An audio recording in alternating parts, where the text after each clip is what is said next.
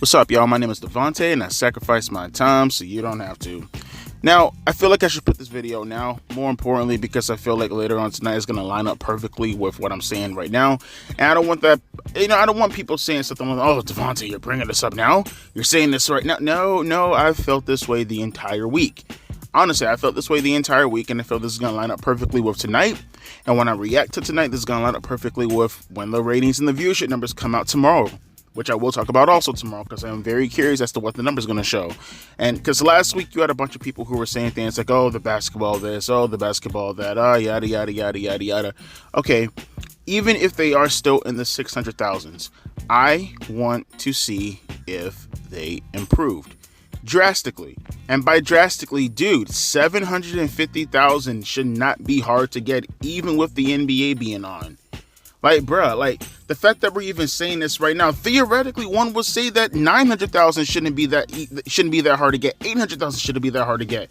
I'm now saying, okay, 750,000. You mean to tell me you can get 50,000 extra fans to tune in to see what the fuck was all the hubbub about last week?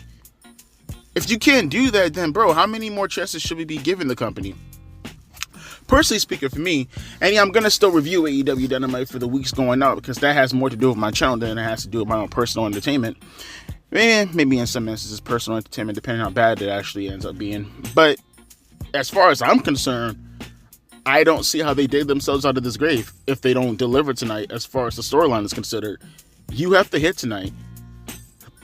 No excuses. No bullshit. No yada yada this, yada yada that. You have to hit tonight. I don't care what you have to do. I don't care what you have to establish. I don't care what grounds you break, what barriers you break. I don't give a fuck about any of those buzzwords. What I do care about tonight is what you do tonight. It has to deliver. Kenny Omega is returning.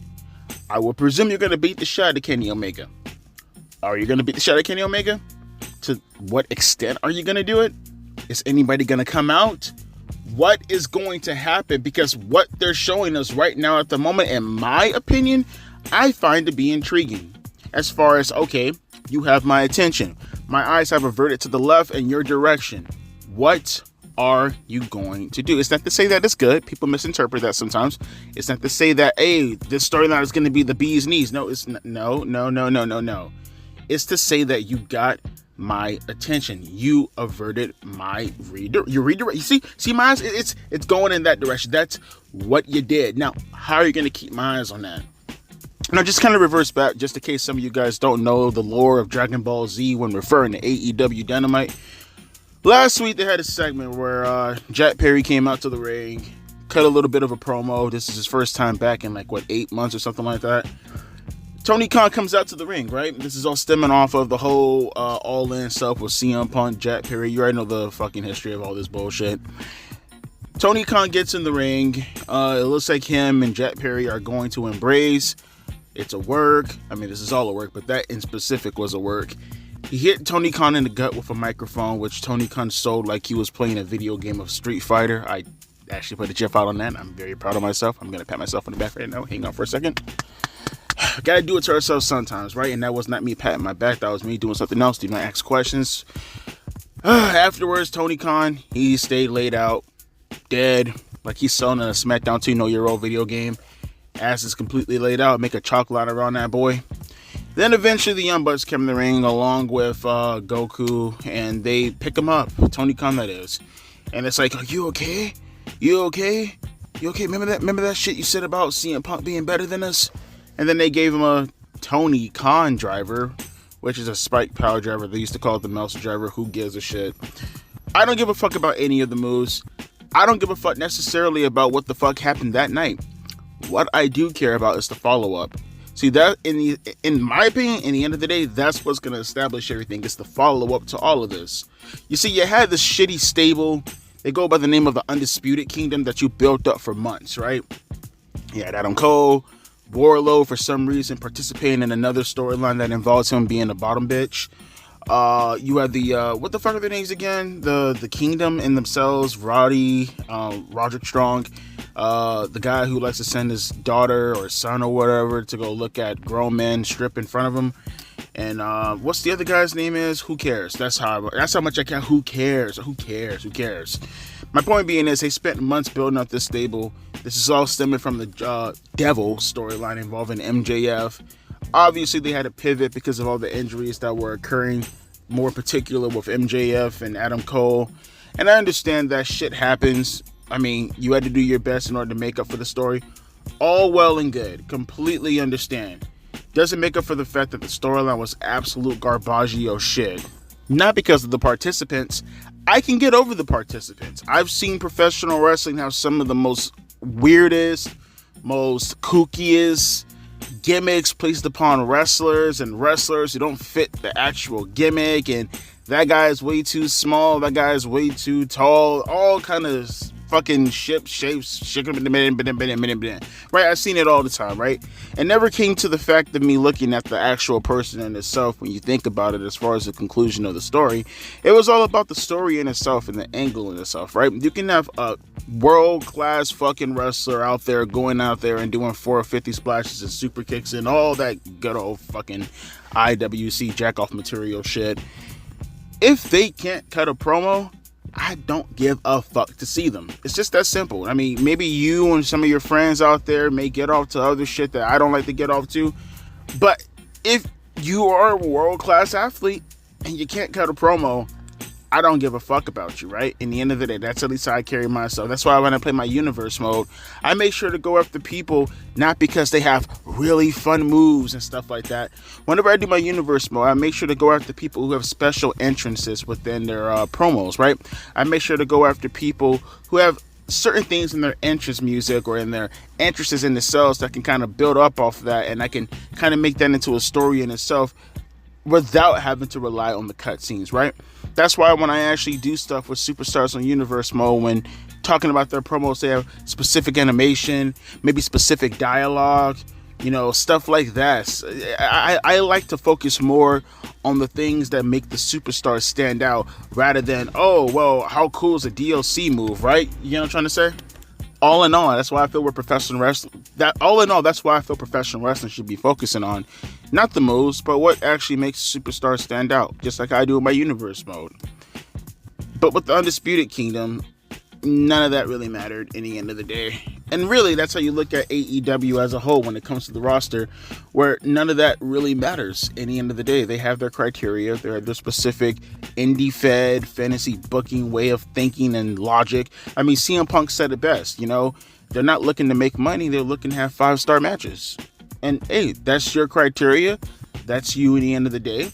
But when the show sucks, or when it becomes complacent, because all you do is one specific thing, especially even worse because that one specific thing you do is in one specific style, you have no one to blame but yourself. And that's why I've come personally to the conclusion that this is your last chance to deliver.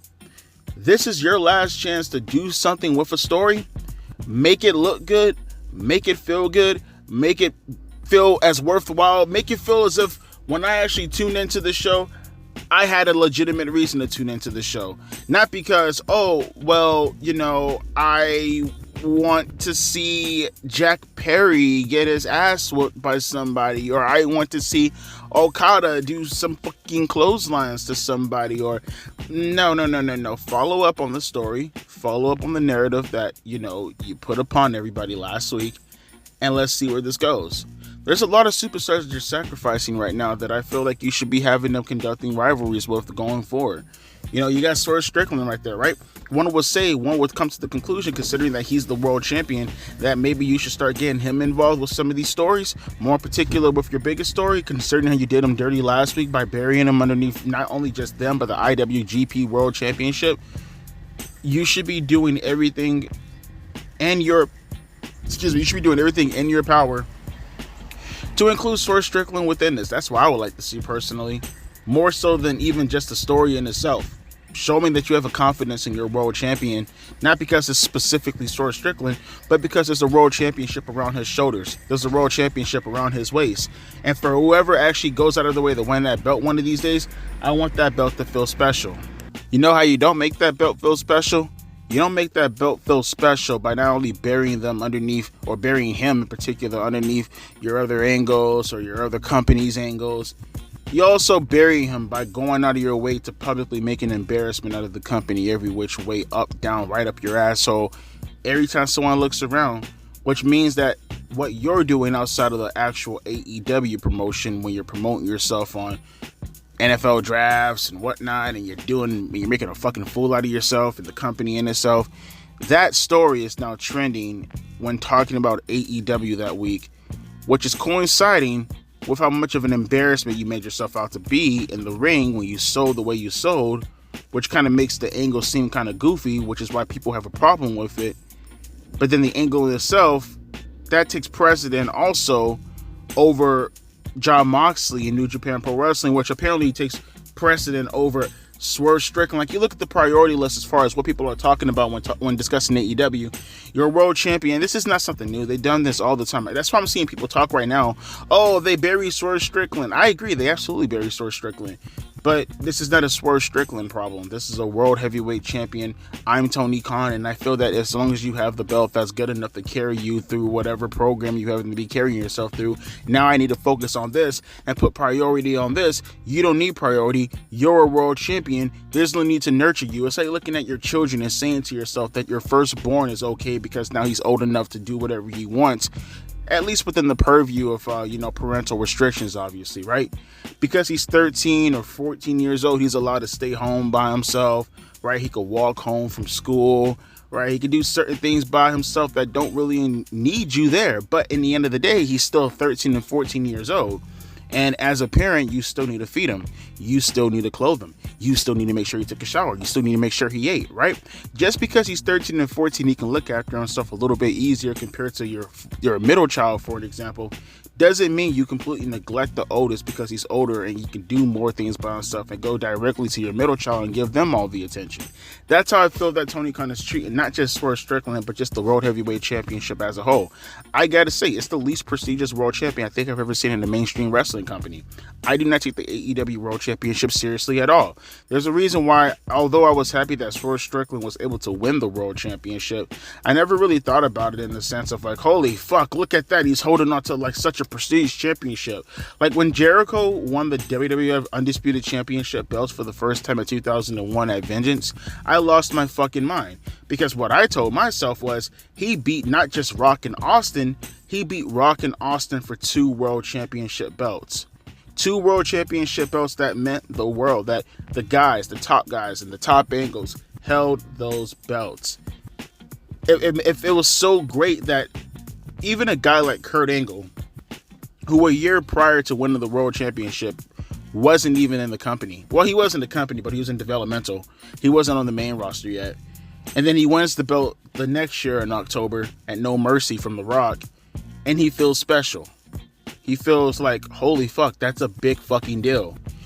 You beat The Rock for the World Championship, the same guy who beat Triple H, the same guy who beat Mick Foley, the same guy who beat Stone Cold Steve Austin, the same guy who went on in the past to feud with Bret Hart and Shawn Michaels and The Undertaker. You see, this is the kind of prestige that the World Championship has, that Swerve Strickland has now attached himself to, that I don't really feel that same way like I felt about it when the World Championship was passed about 20 years ago, right? And you're doing everything in your power to overshadow that. So this is what I'm saying. Tonight, for Dynamite, this angle, it needs to hit. And I feel there are certain criteria that they need to hit well beyond the story. Not only should they actually be entertaining in regards to the angle in itself, that's probably the number 1 priority, obviously. But the number 2 priority, you need to get your world champion, whether it's Swerve Strickland or whether you get the belt off of him. The World Championship belt needs to be involved. Going to Double or Nothing, the World Championship needs to be involved. If it's not involved, I'm not taking this shit seriously. Because in the end of the day, what are you guys fighting for? You're starting this whole angle with Tony Khan. You're doing the whole Edge and Sasha Banks thing over again. No, I need to see the World Championship coinciding with your biggest angle currently going on at the moment. Why is that such a bad thing? Why did you put the TNT Championship on Edge? Why are you planning on putting the TBS championship on Mercedes? It's Mercedes. It's Edge. Christian had the best gimmick going in that company, and they were all playing second fiddle to a fucking Julia Hart, for an example, right? Playing second fiddle. As much as I like Toni Storm, she's not a bigger name than Mercedes Moné.